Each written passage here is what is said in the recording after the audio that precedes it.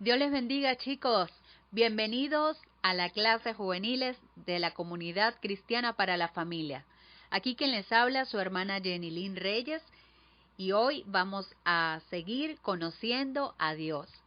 Hoy comienza un nuevo tema llamado La Iglesia y la Misión de Dios. Oremos para comenzar. Padre, Señor, te damos gracias. Gracias por este día, gracias por este tiempo, Señor. Señor, en el nombre de Jesús te pedimos que sea usted abriendo nuestros ojos, nuestro entendimiento, Señor, para entender la profundidad, los tesoros que hay en tu palabra, Señor. Señor, queremos cada día conocerte aún más para amarte, como lo dice tu palabra, Señor.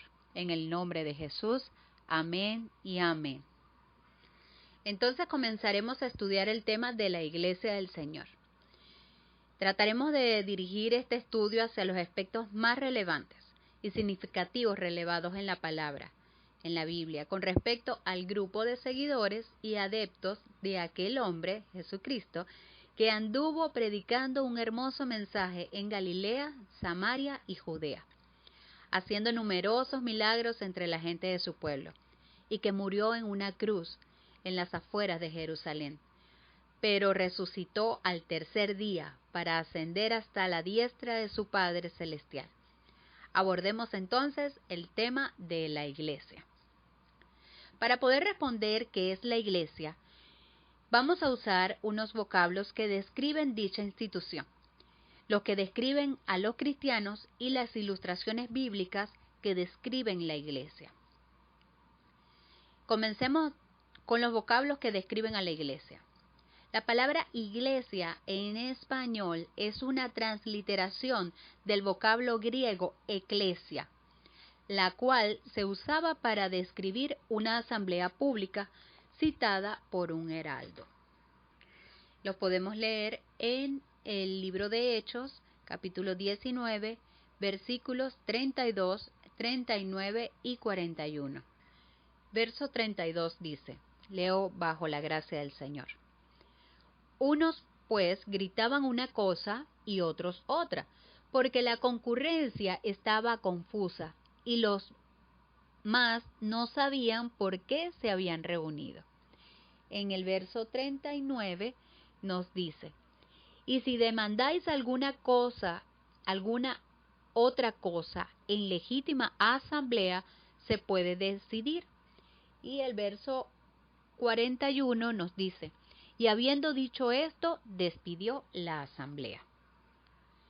En la Septuaginta, que es la primera traducción de la Biblia al griego, nos dice que el vocablo fue usado para referirse a una asamblea o congregación de israelitas, especialmente cuando se reunían delante del Señor con fines religiosos.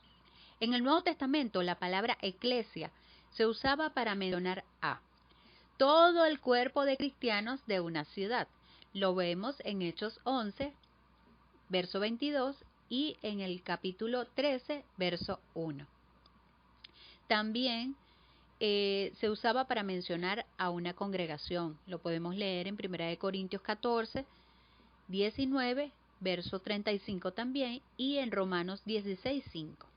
Y también como todo el cuerpo de creyentes de la tierra, como en Efesios 5, 32 lo dice.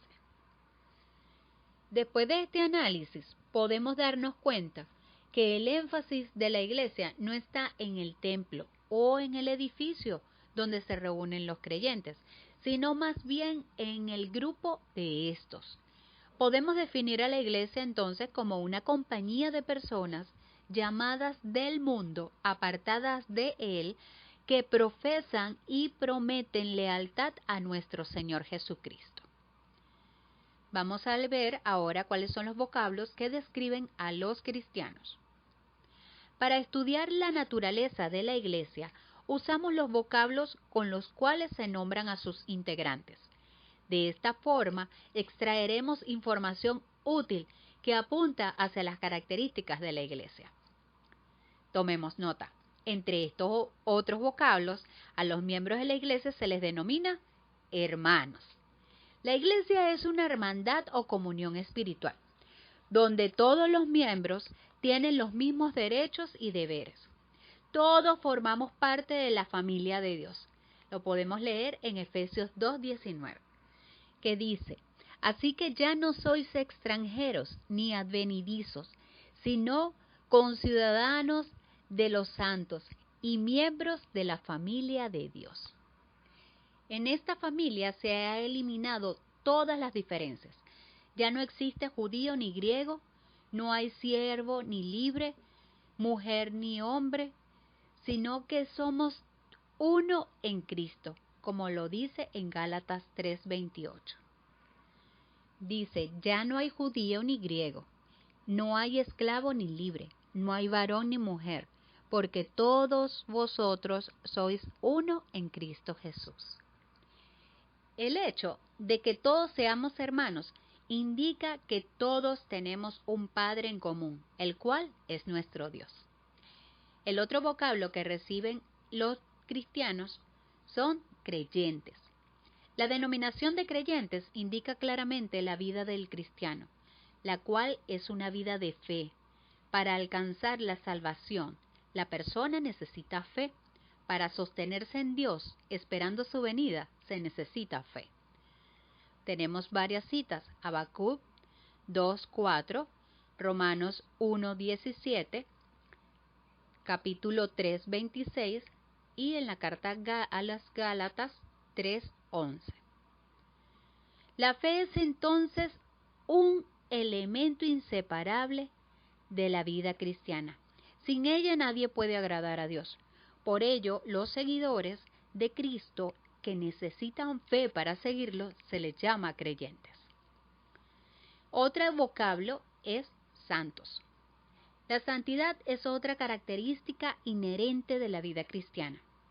En virtud que todos aquellos que han nacido de nuevo han sido santificados de manera instantánea en el momento de la conversión, se les llama sencillamente santos. Además, es un continuo esfuerzo del cristiano alcanzar un nivel de vida moral y ética excelente. De allí que se espera que la iglesia sea santa y tenga una vida limpia y sin mancha. La declaración de Jesús acerca de la iglesia, al llamarla luz del mundo y sal de la tierra, indica lo que él quería que la iglesia alcanzara. Eso lo podemos leer en Mateo 5, versos 13 y 14. La voluntad final con respecto a la iglesia es presentársela a sí mismo sin mancha y sin arruga. Lo podemos leer en Efesios 5:27. Dice: a fin de presentársela a sí mismo una iglesia gloriosa, que no tuviese mancha ni arruga, ni cosa semejante, sino que fuese santa y sin mancha. Amén. Otro vocablo que se usa para describir a los cristianos es escogidos. Se les llama escogidos a los creyentes para indicar que han sido seleccionados por Dios para recibir el beneficio de la vida eterna y todas las bendiciones inherentes a esta. Se refleja la separación de los cristianos del mundo en el sentido que estos son apartados para realizar un ministerio a favor de Dios y su obra. De esta forma podemos decir que los cristianos son diferentes a las demás personas en cuanto a su destino eterno, sus intereses y su estilo de vida. Tenemos las siguientes citas donde podemos reforzar aún más esta afirmación. Tenemos Romanos 8:33, Colosenses 3:12, segunda carta a Timoteo capítulo 2 verso 10 y en la carta a Tito capítulo 1 verso 1. Otro vocablo que se usa para describir a los cristianos es discípulos. Son discípulos de Cristo. Los cristianos son discípulos de Cristo debido a que aprenden su doctrina, sus principios y más aún ponen en práctica el modelo de vida que tuvo el Señor. De allí que ser discípulo de Cristo no es solamente saber unas cuantas doctrinas de su palabra, unas cuantas enseñanzas de su palabra, sino alcanzar un nivel de vida ético y moral parecido al nivel de nuestro Señor Jesucristo. Veamos qué nos dice Lucas 14, 26 y 27. Dice, si alguno viene a mí y no aborrece a su padre y madre y mujer e hijos y hermanos y hermanas, y aún también su propia vida, no puede ser mi discípulo. Y el que no lleva su cruz y viene a mí en pos de mí, no puede ser mi discípulo. Amén. Otro vocablo que se denomina también a los creyentes es cristianos. La razón fundamental por la cual los miembros de la Iglesia son llamados cristianos es porque su líder fundamentalmente es Cristo. La enseñanza que es la predicada por Cristo y la conducta es la enseñada por Cristo.